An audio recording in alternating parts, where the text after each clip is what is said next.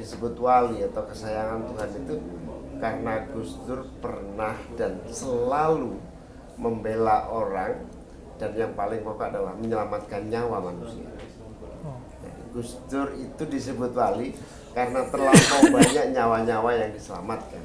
Gus Dur ditempatkan sebagai tokoh sentral NU, tapi kalau beliau berkunjung ke Bali lebih seringnya ke pura dan ke ashram begitu, karena ia ingin sesungguhnya menitipkan umat Islam kepada warga di sana untuk bisa hidup berdampingan. Luar biasa, Gus Dur ini telah mengimplementasikan sesanti bangsa kita, Bhinneka Tunggal Ika, lengkapnya Bhinneka Tunggal Ika, Tanhana Dharma Manggruwa. Iya. Maka beliau tak gentar membela yang benar.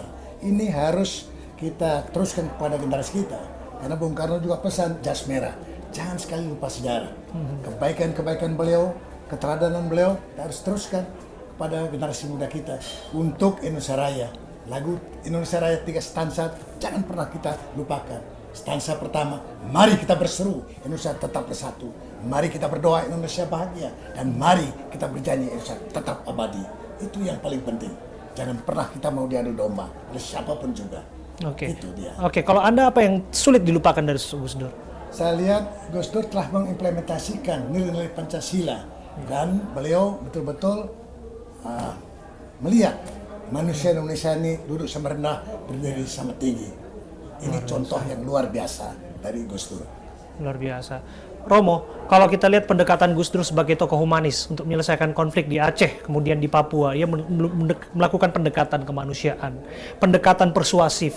Papua begitu mencintainya. Bahkan istilah Papua sendiri pun beliau mendorongnya waktu itu dari Irian sampai waktu itu memang kontroversial pengibaran bendera yang lebih rendah dari bendera Indonesia, tapi lepas pun itu adalah cara beliau untuk merangkul semua kalangan. Di Aceh daya militer kita kemudian waktu itu dikurangi prajurit-prajurit di sana untuk kemudian bisa membangun komunikasi dan diplomasi.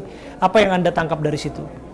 Yaitu pada Gus Dur kita melihat keberhasilan Papua menjadi gembira bahwa dia Indonesia. Dia diakui dalam identitas. Kok itu tidak diteruskan? Sebetulnya Gus Dur sudah membuka jalan supaya orang Papua, orang Indonesia paling timur betul-betul merasa sebagai Indonesia. Sampai sekarang Papua adalah luka terbuka di tubuh bangsa Indonesia. Kita bisa belajar dari Gus Dur bagaimana menanganinya dengan suatu yang merupakan win-win solution bagi semua yang terlibat. Jadi di Papua tidak perlu ada yang kalah, asal saja kita betul-betul tidak mau mengeksploitasi orang Papua, tetapi membantu supaya mereka itu bisa terbangun, bisa hidup sejahtera, bisa hidup aman, terhormat, sama dengan kita semua. Luar biasa. Gus, kan yang dikangenin kalau Gus Dur bicara itu kan endingnya, guyonannya, jenakanya yang selalu dinantikan oleh banyak kalangan, Gus. Kalau kita melihat hari-hari ini bagaimana ceramah, tausiah, apapun itu disampaikan, ini mungkin Gus Imin juga melihat ini bisa menjadi kontroversi belakangan ini, juga mengikuti apa yang terjadi belakangan ini. Apa yang patut dicontoh dari cara-cara berceramah, cara-cara Gus Dur memberikan pesan kepada umat?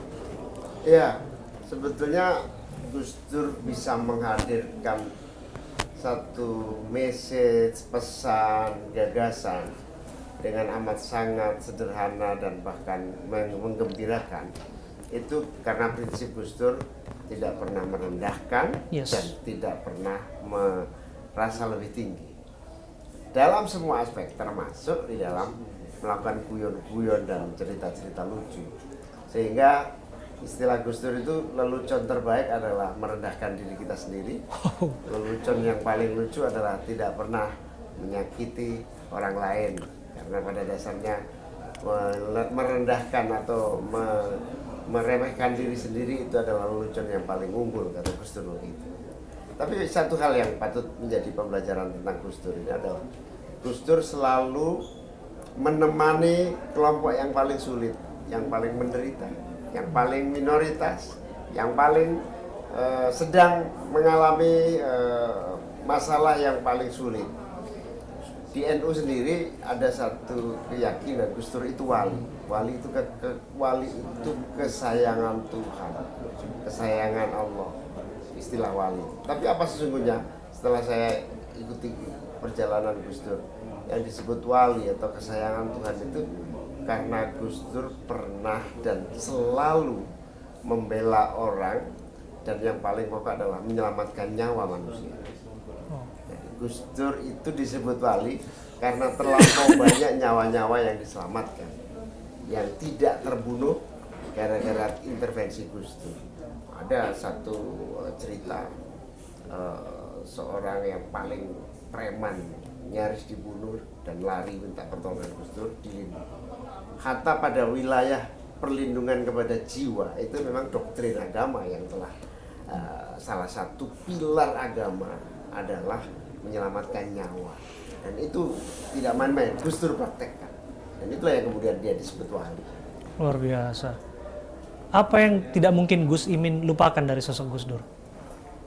Gus Dur itu ketika memiliki ide yang tidak bisa diterima kalangan pihak, kita sebagai pendamping, pengikut, tamengnya gitu kan selalu panik dan kemudian selalu ikut menasehati Gus Dur. Gus kok begini ya? Misalnya ketika bendera Papua Gus Dur sampaikan, silakan bendera Papua dikibarkan asal di bawah merah putih. Wah, DPR ngamuk. Saya datang ke istana, Gus, saya dan teman-teman yang di PKB remuk nih gara-gara pernyataan Gus Dur. Bendera Kejora boleh dikibarkan. Apa jawaban Gus Dur dengan santai? Sepak bola aja pertandingan di kampung boleh mengibarkan bendera, masa bendera Kejora aja nggak boleh ya? Itu sesuatu yang serius menjadi sangat cair. Itulah kemudian Gus Dur dicintai oleh teman-teman Papua sampai hari ini.